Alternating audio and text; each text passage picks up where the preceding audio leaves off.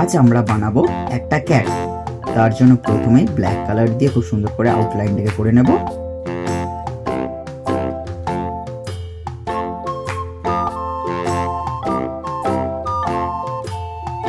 সাথে চোখ আর মুখটাকেও করে নেব।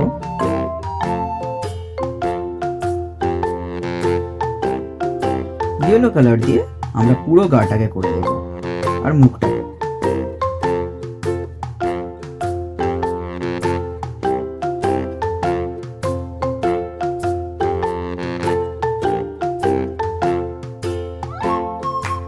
এবার অরেঞ্জ কালার দিয়ে আমরা গায়ের ওপরে থাকা ডোরা ডোরা দাগগুলোকে করে দেব।